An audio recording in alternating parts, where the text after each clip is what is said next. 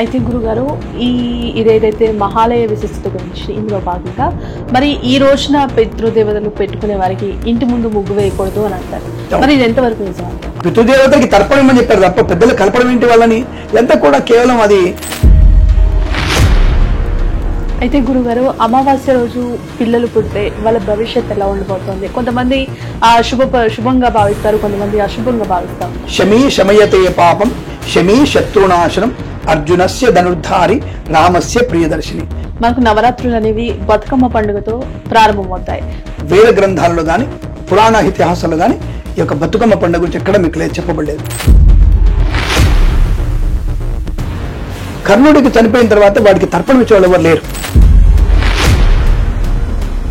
అటువంటి దరిద్రపు రజాకారుల వ్యవస్థలో నుంచి ఇప్పుడు తీసుకొచ్చాను డీజేలు పెట్టేసి ఊ అంటావా మామ ఊ అంటావా పెట్టేసి డాన్సులు వేసి తద్దినం అంటే ఏదో పిన్నాకూడు తినడం కాదు. తద్దినం అంటే మంచి రోజు. అందరికీ నమస్కారం.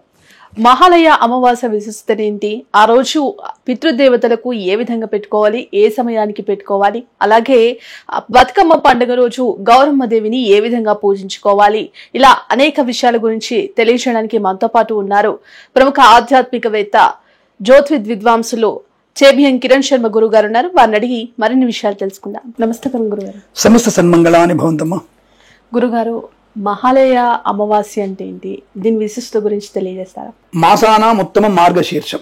భగవంతుడు ఒక్కొక్క కార్యక్రమానికి ఒక్కొక్క మాసాన్ని ఏర్పాటు చేశాడు. అయితే కర్ణుడి యొక్క అంతరార్థం అంటే కర్ణుడి యొక్క ప్రభావం ఇక్కడ తెలిసిపోయింది మనకు. అందుకే పితృపక్షాలు వచ్చాయి మనకి. అంటే ఎవరైతే మనకి పితృదేవతల యొక్క అనుగ్రహాన్ని పొందడానికి వాళ్ళు మోక్షాన్ని పొందడానికి మనం తిలతర్పణాదులు పిండ ప్రదానాలు చేసేటువంటి కార్యక్రమే మహాలయ పక్షం. మాసాలలో మార్గశిర మాసం ఎంత ఉత్తమమైందో, అమ్మవారికి ఆశ్వయుజ మాసం ఎంత ఉత్తమైందో, శివుడికి మనకి మాఘమాసం ఎంత ఉత్తమైందో, అలాగే పితృపక్షాలకి మనకి ఈ యొక్క భాద్రపద మాసం బహుళ పక్షం అంతటి విశిష్టమైనది. ఏమిటి దీని ప్రత్యేకత అంటే కర్ణుడికి చనిపోయిన తర్వాత వాడికి తర్పణం ఇచ్చేవాళ్ళు ఎవరు లేరు. కర్ణుడికి ఎవరు కూడా బంధం లేదు. వాడికి మిత్రుడిగా దుర్యోధనుడు కూడా వాడికి తర్పణం ఇచ్చేటువంటి అర్హత లేకుండా పోయింది. అప్పుడు త్రిశంకు స్వర్గంలో ఉండి ఏమని అడుగుతాడు, నా పరిస్థితి ఏమిటి మరి, నాకు మోక్షం ఎలా వస్తున్నప్పుడు సూర్యుడి పుత్రుడిగా పుట్టాడు ఆయన. సూర్యుడిగా పుట్టాడు, సూర్యుడు వచ్చి తప్పకుండా తర్పణం ఇవ్వలేడు. అప్పుడు కుంతిదేవి వెళ్ళి అరే నా పుత్రుడిగా సూర్యుడు పుట్టాడు కాబట్టి నేను తర్పణం ఇస్తాను చెప్పేసి తర్పణం ఇవ్వడం వల్ల అది భాద్రపద మాసం అవ్వడం వల్ల అక్కడ మోక్షాన్ని పొందుకుంటాడు. ఇది ఒక కథగా చెప్పబడింది. అలాగే కర్ణుడి వృత్తాంతం ద్వారానే మనకి పితృపక్షాలు బాగా చెప్పబడ్డాయి. అలాంటి మాసంలో పితృపక్షం అంటే పితృదేవతలకు ఒక పక్షం కావాలి. ప్రతిరోజు ప్రతి మాసం దేవుళ్ళకి పూజలు పురస్కారాలు అభిషేకాలు హోమాలు తిరుప్పావైలు ఇవేనా ఇంకే ఉండవా, మరి పితృదేవత పరిస్థితి ఏమిటి అన్నటువంటి భావనతో భాద్రపద మాసంలో వచ్చేటువంటి రెండవ పక్షం పౌర్ణమి తర్వాత అమావాస్య వరకు వచ్చేటువంటి పక్షాన్ని పితృపక్షాలు చెప్పబడింది. ఏమిటి పితృపక్షాలు అంటే సరే మనకున్నటువంటి కలియుగాన్ని ముందే ఊహించాలి. వాళ్ళు కలియుగ ప్రభావం ముందే ఊహించారు కాబట్టి కలి ప్రభావము చేత కొంతమంది దుర్మార్గపు నికృష్టపు వ్యక్తులు తల్లిదండ్రులకి తర్పణాదులు చేయకుండా వదిలివేయడం, తద్దినాలు మర్చిపోవడం, వాళ్ళకి పిండం అనేటువంటి భావన లేకపోవడం, పిండాలు పెడితే ఎవరు తింటారు ఇవని చెప్పేసి కొన్ని పురాణం చెప్పేటువంటి వ్యక్తులు కూడా తను తప్పుగా మాట్లాడడం, చులకంగా మాట్లాడడం, ఇటువంటి మనం కలి ప్రభావం జరుగుతూనే ఉన్నాయి.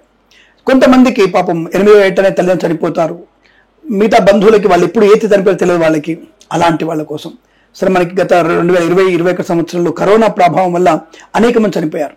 కానీ ఏ డేట్ చనిపోయారు ఎవరికి తెలియదు, హాస్పిటల్ కూడా తెలియదు వాళ్ళకి. అతిదేవుడు గుర్తుపెట్టుకుంటాడు. కాబట్టి అలాంటి వ్యక్తితో అంటే అకాలమైనటువంటి మరణాన్ని పొందామంటే కాలములే తెలియకుండా చనిపోయిన వాళ్ళందరినీ కూడా ఈ యొక్క పితృపక్షాలలో మనము వారికి వారి పేర్ల మీద ఇవ్వగలిగేటువంటి తిలతర్పణము, పిండ ప్రదానము, బీదవారికి అన్న సంతర్పణ, దానికోసమే పితృపక్షాలు వచ్చాయి. అలా మనం ఎవరైతే గతించిన వారి పేరు మీద మనం తిలతర్పణం ఇచ్చి పిండ ప్రదానం చేయగలుగుతామో వాళ్ళకి మోక్షాన్ని పొందుకునే అవకాశం, పునర్జన్మ రాహిత్యాన్ని పొందుకునే అవకాశాన్ని ఈ యొక్క పితృపక్షంలో కలుగుతాం. అందులోనూ విశిష్టమైనటువంటిది అమావాస్య రోజు. ఇటువంటి అమావాస్య రోజున మనకి అద్భుతమైనటువంటి పెద్దవాళ్ళకి మనం వాళ్ళ మోక్షానికి మన జన్మ సార్థకత చేకూరేటువంటి ప్రయత్నంలో మనం తిలతర్పణ ఇవ్వడం అనేది ఈ పితృపక్షంలో అమావాస్య రోజు జరిగేటువంటి శుభమైనటువంటి రోజు. అందుకే ఆబ్దికము అంటే మంచి రోజు, తద్దినము అంటే మంచి రోజు అని అర్థం. తద్దినం అంటే ఏదో పిండాకూడు తినడం కాదు. తద్దినం అంటే మంచి రోజు అంటే ఏమిటి, మన పెద్దవాళ్ళు మన భూమి దగ్గరికి వచ్చి మన ఇంట్లోకి వచ్చి మనల్ని ఆశీర్వదించే శుభమైన గడియలు. కాబట్టి తద్దినము అంటారు దాన్ని. అది విశిష్టత. కాబట్టి పితృపక్షంలో అమావాస్యకి బలి అంటే ఎవరికి తెలియదు, అకాలంగా తెలియదు కదా. పక్షం మొత్తంలో కూడా తిథులు ఉంటాయి, పంచమి, పాడ్యమి, తదియా, విధియ అవన్నీ ఉంటాయి. కాబట్టి ఆ తిథులలో ఎవరైనా 2 ఏళ్ళు మర్చిపోయారు, పురుడు వచ్చింది, మైలు వచ్చింది, ఊరికి వెళ్ళాం మర్చిపోయాం తెలియదు, సరే గ్రహచారం. కాబట్టి ఆ పక్షంలో ఆ తిథిలో పెట్టుకోవాలి. సో సపోజ్ మా నాన్నగారు పాడ్యమి చనిపోయారు, పాడ్యమి రోజు ఈ పితృపక్షంలో పాడ్యమి తిథి పెట్టుకోవాలి. అలా తెలియని వారందరూ కూడా అమావాస్య రోజు పెట్టుకోవాలి.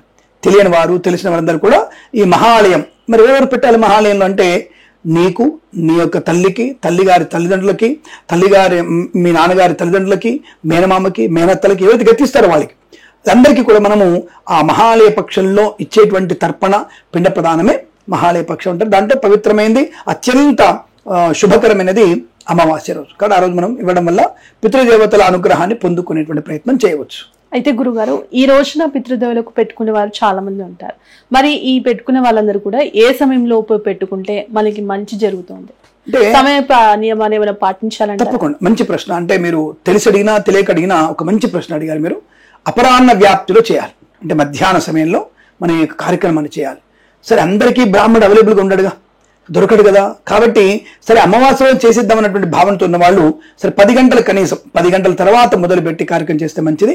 అపరాహ్న వ్యాప్తి అంటే ఏమిటంటే మధ్యాహ్నం 12 గంటల 40 నిమిషాల తర్వాత నుంచి 4 గంటల లోపల పరిధి ఉన్నటువంటి ఈ యొక్క సమయాన్ని అపరాహ్న వ్యాప్తి అంటారు. ఆ సమయంలో చేయండి పిండ ప్రదాన తర్పణాదులు తప్పకుండా పితృదేవతలు. అంటే ఆ సమయం పితృదేవతల సమయం, ప్రదోషకాలంలో దేవతా సమయం, ప్రాతకాలంలో దేవతా సమయం, రాత్రి రాక్షసుల సమయం. కాబట్టి అపరాహ్న వ్యాప్తిలోనే పితృదేవతల సమయం. కాబట్టి ఆ సమయంలో ఇస్తే పితృదేవత తృప్తి పడతారు, వాళ్ళ పేరున దీపం వెలిగించిన తృప్తి పడేటువంటి అవకాశం ఉంటుంది. కాబట్టి అపరాహ్నంలో చేయాలి.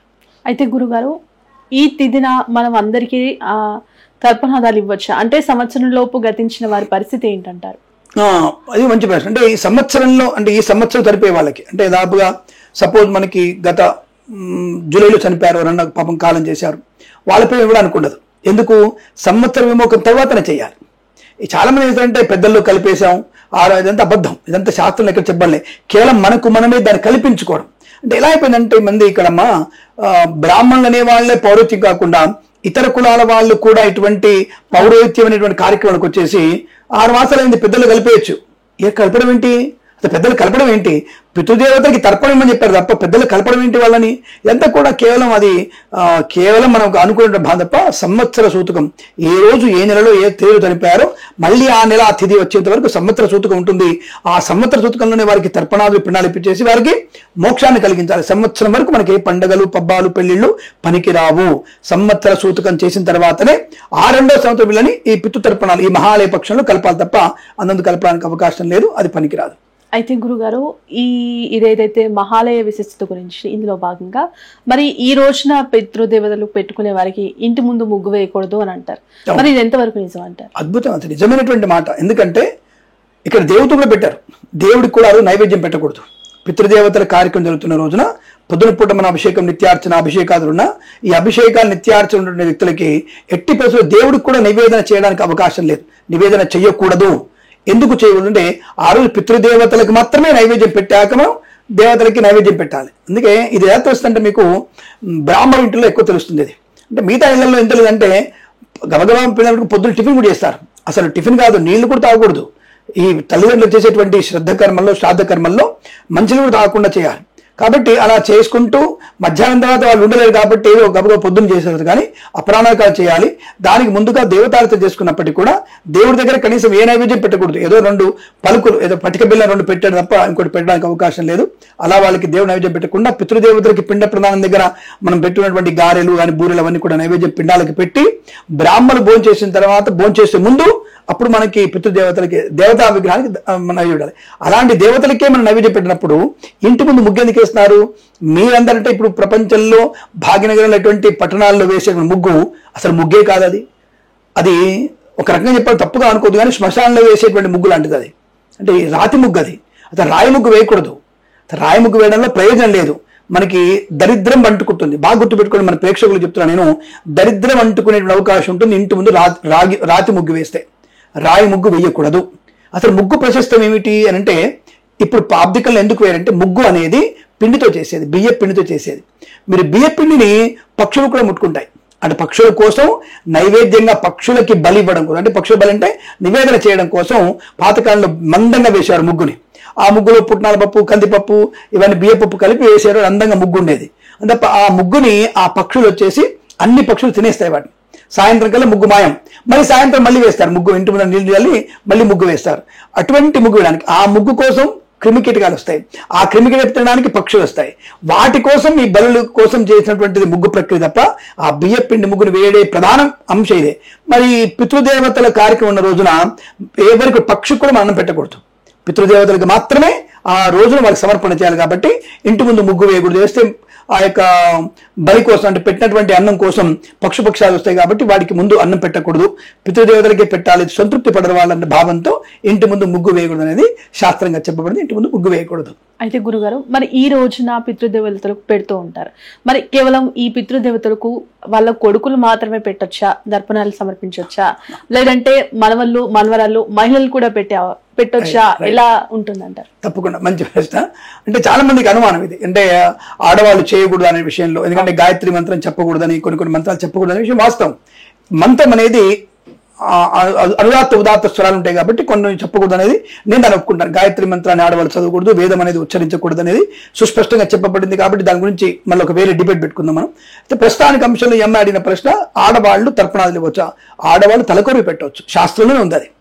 తప్పకుండా మనకి చాలా మంది గతించిన వారికి అంత్యక్రియలు జరిగేటప్పుడు మహిళల్ని రానివ్వరు ఎక్కడ కూడా, కేవలం పురుషులను మాత్రమే, కొడుకులు లేదా వీళ్ళనే అనుమతిస్తారు, మహిళల్ని తలకొరివి పెట్టనివ్వరు. ఎందుకంటారు గురుగారు? తలకొరి పెట్టదు అదే శాస్త్రంలో తలకొరి పెట్టమని స్పష్టంగా చెప్పబడింది. ఆడపిల్లలు కూడా తలకొరి పెట్టడానికి అర్హత బాగా ఉంది. ఎందుకు పెట్టనివ్వరు అని అడిగితే, కపాల మోక్షంలో కపాలం ఒకసారి ఆ మంటల్లో గట్టిగా పేలుతుంది. అంటే ఒక్కొక్కసారి శవం లేవడానికి అవకాశం, అంటే లేవలేకుండా పెడతారు వాళ్ళు.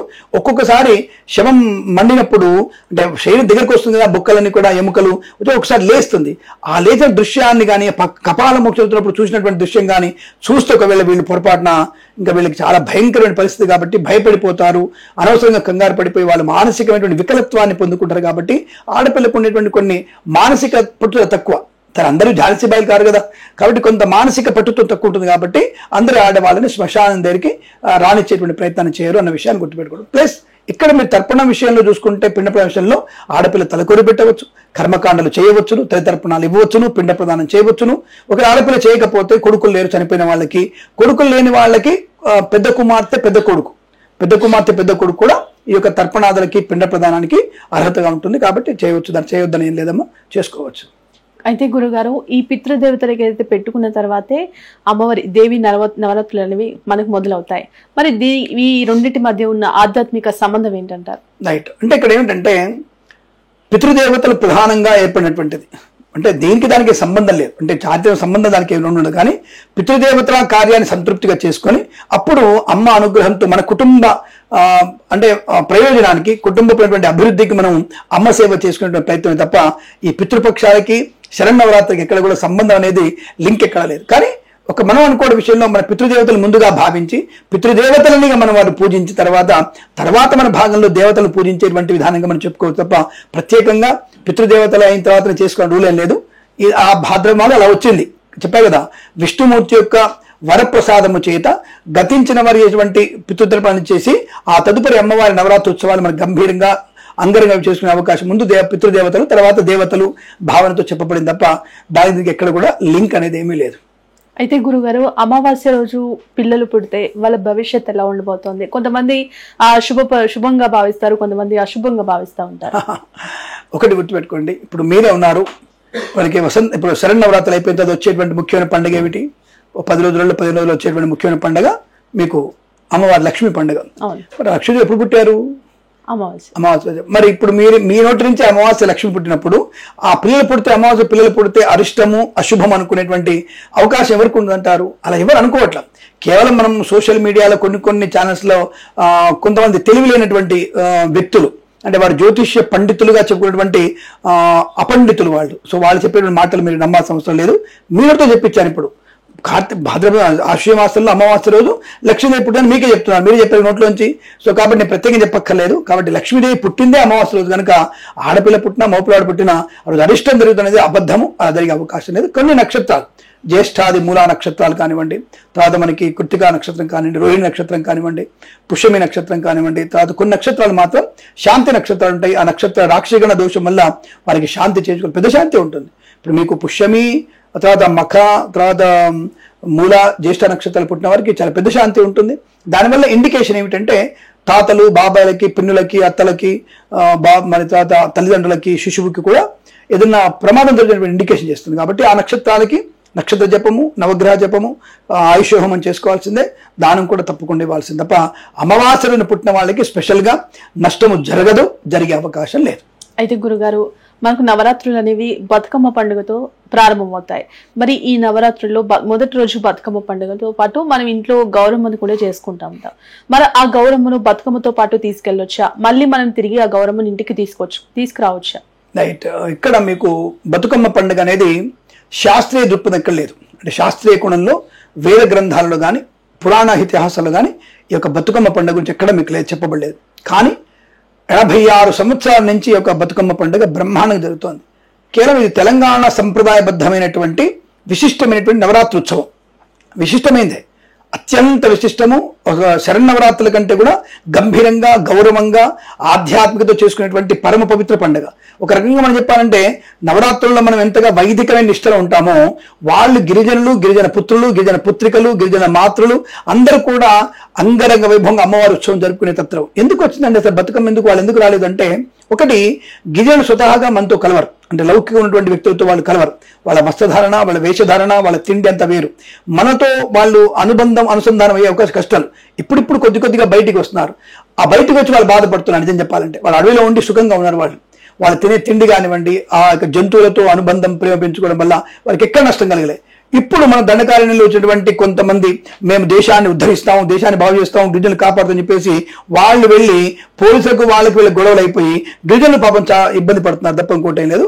అటువంటి గిరిజనులు తెలంగాణ ప్రాంతంలో రజాకార్ వ్యవస్థ అనేది మీకు తెలుసు అనుకుంటే బాగా 1939 నుంచి 48 వరకు రజాకార్ల యొక్క విపరీతమైనటువంటి దృశ్యాలు ఎక్కువ ఉండే. అటువంటి దుర్మార్గపు క్రీడలు అంటే కూతురు తల్లి అనేటువంటి భావం లేకుండా అందరినీ మానభంగం చేసినటువంటి దుర్మార్గపు వికృత చేష్టలకి కారణాలు రజాకార్లు. అటువంటి దరిద్రపు రజాకార్ల వ్యవస్థలో నుంచి గిరిజన పుత్రికలు తనకు తానుగా మనం బయటపడడానికి యుద్ధాన్ని చేయడానికి ఒక రకంగా బతుకమ్మను వాళ్ళు అనుసరించారు. ఆ బతుకమ్మ సందర్భంగా వాళ్ళు గుంపుగా ఒకటైపోయి ఆ జానపదాలతో జనపదులతో కలిపి అక్కడ బతుకమ్మని ఒక గౌరమ్మగా పేర్చుకొని, మీరు చూడండి బతుకమ్మ రౌండ్గా గౌరమ్మలా ఉంటుంది. పసుపు గౌరమ్మ చేసి ఎలా ఉంటుందో అలా గౌరమ్మగా పేర్చుకొని మధ్యలో గౌరవం పసుపు గౌరవం పెట్టి వాళ్ళు పూజించుకుంటారు. అది మీరు అన్నట్టుగా ఈ అమావాస్య రోజు ఎంగిలి పువ్వు బతుకమ్మ స్టార్ట్ అవుతుంది.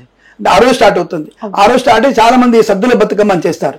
గిరిజనులు సంప్రదాయబద్ధంగా వాళ్ళు పర్ఫెక్ట్ ఉన్నారు. వాళ్ళు కరెక్ట్ కాలం తెలుసు, వాళ్ళ టైమింగ్ తెలుసు. వాళ్ళు సద్దుల బతుకమ్మని అష్టమి రోజు ఉద్వాసం చెప్పుకుంటారు. కానీ భాగ్యనగరంలో తెలియబడినటువంటి కొంతమంది ఆడవాళ్ళు వచ్చేసి అష్టమి కష్టమైంది, అష్టమి పెడతారు, మనం నవమి రోజు చేసుకుందాం. నవమి నింద్యం. నవమి రోజు ఎట్టి పరిస్థితుల్లో మనం బతుకమ్మను సాగనంపకూడదు. నవమి రోజు దొంగతనం చేయడం. మనం ఏదైనా ఊరికి వెళ్తే నవమి రోజు ఇంటికి రాకూడదు, నవమి రోజు ప్రయాణం చేయకూడదు, దేవాలయానికి నవమి రోజు వెళ్ళకూడదు దర్శనానికి. ఇటువంటి నవమి నియమాలు ఉన్నప్పుడు నవమి రోజున మన ఇంటి గౌరమ్మని మన ఇంటి ఆడపిల్లలు ఎలా పంపిస్తాం? మనం వాళ్ళ ఇంటి ఆడపడుచులు పెంచుకుంటారు. బతుకమ్మ అంటే మన బ్రతుకులు చల్లంగా చూసేటువంటి అమ్మవారిని పూజించడం. ఆ బతుకమ్మని మనం నవమి రోజు పంపించకూడదు. కాబట్టి సద్దుల బతుకమ్మ అంటే సద్దుల బతుకమ్మ అంటే అన్ని సద్దులు పెట్టి అమ్మవారిని సారబెట్టి సాగనంపడం, జలంలోకి అమ్మవారిని నిమజ్జనం చేయడం అనేది మనకి అష్టమి రోజు, దుర్గాష్టమి రోజు చేసుకునేటువంటి ప్రక్రియ. కాబట్టి దీన్ని అందరూ మర్చిపోయారు. దీని అందరూ ఎవరికి వాళ్ళు యమునా తింటూ వెళ్తారు. అసలు జానపదాలు ఎక్కడ పడతారు? అసలు ఒక్కొక్క పువ్వు వేసి చందమామ పేరు ఆ పాటని ఇప్పటికీ మాకు తెలిసిన విషయంలో అనేక పాటలు ఉన్నాయి. దాదాపుగా 256 పాటలు ఉన్నాయి. ఏది మన ఈ యొక్క బతుకమ్మ పాటలు మాకు తెలిసినంత వరకు. ఇప్పుడు తీసుకొచ్చి డీజేలు పెట్టేసి అంటావా మామ అంటావా పెట్టేసి డాన్సులు వేసి అడ్డదిడ్డంగా డాన్స్ పిల్లల్ని ఒక్కదారి పట్టించి అంటే దౌర్భాగ్యమైనటువంటి స్థితిలో ఉన్నాం. దీంట్లోకి ఇతర మతాల వాళ్ళు ప్రవేశించి మన యొక్క జానపదాలని, జనపదాలని, ఆటని, ఆ యొక్క పాటల్ని వికృతంగా మార్చేసి ఇది చెడ్డది, పొల్యూషన్ అవుతుంది అని చెప్పి. అంటే మన దీపావళి పండుగ లాగా కొద్దిగా దాంట్లో ఇప్పుడు ఎక్కువగా మీకు పటాకు శివకాశులు పెరుగుతాయి.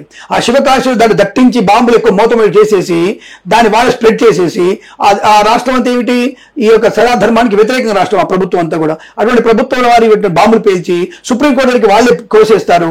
ఈ శబ్దాలు ఎక్కువ వస్తున్నాయి, కాలుష్యం వస్తుంది, పొల్యూషన్ అని చెప్పేసి కేసేసి టపాకాయలు కాల్చకూడదు, దీపావళి కలపవద్దు.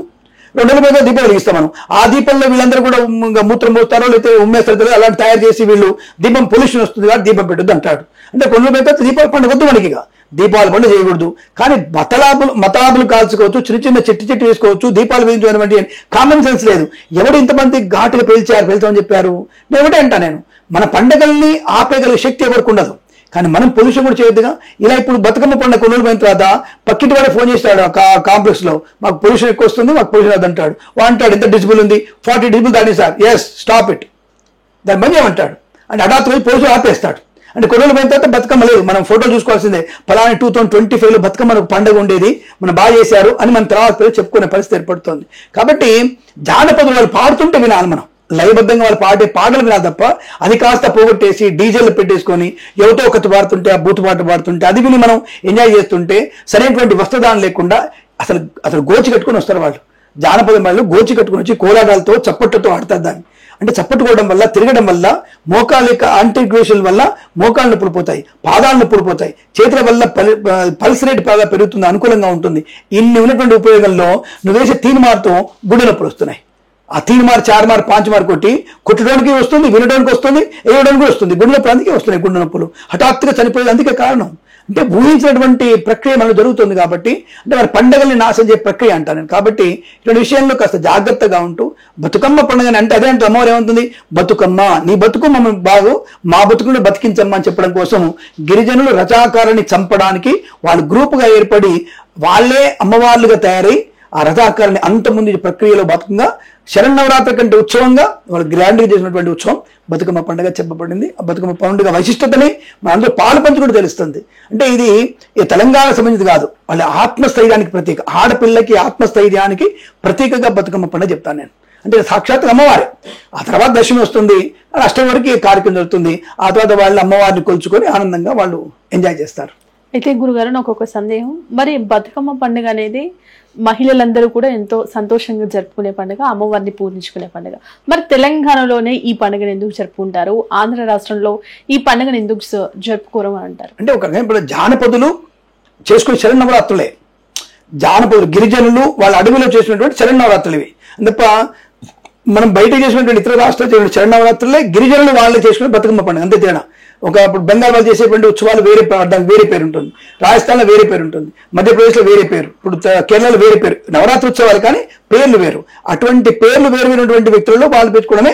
ఇక్కడ వీళ్ళు గిరిజనులు తెలంగాణ ప్రాంతంలో రజాకారుల యొక్క ఆ దౌర్భాగ్య స్థితి నుంచి బయటపడడానికి, వాళ్ళ రజాకారులని కాల్చి పడేసి అంతమొందించడానికి ఈ నాయకుమణులుగా అనుకున్నటువంటి వీళ్ళు కాబట్టి వీళ్ళకి పండుగ పేరు పెట్టుకున్నారు బతుకమ్మ, అంతే తప్ప దానికి ప్రత్యేకమైనటువంటి పేరేం లేదండి. వేరే ప్రాంతాల్లో శరన్నవరాత్రుల్నే బతుకమ్మ నవరాత్రులుగా చెప్పుకోవచ్చు మనం, అంతే తప్ప ఇంకోటి ప్రత్యేకత ఏం లేదు దానికి. అంటే పురాణోక్తమైనటువంటి పండుగ ఇది, వైదికమైన పండుగ అదే చెప్పబడుతోంది. అయితే గురుగారు, ఈ మరి నవరాత్రుల్లో ఆఖరి రోజు విజయదశమి ఎంతో ఘనంగా జరుపుకుంటూ ఉన్నాం. మరి ఈ విజయదశమి రోజు ఆయుధ పూజ చేస్తారు, ఎందుకంటారు?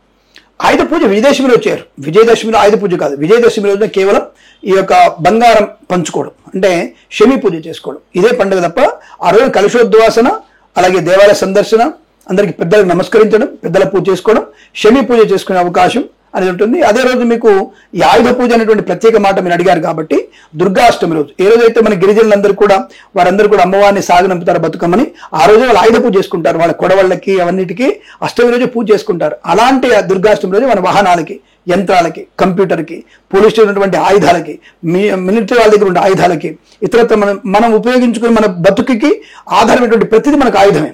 కానీ అన్నిటికీ మనం పూజ చేసుకోవడం, ఈవెన్ దో మన కెమెరామెన్లకి కెమెరాలు పూజ చేసుకోవడం, సినిమా ఇండస్ట్రీ అన్నిటి పూజ చేస్తారు.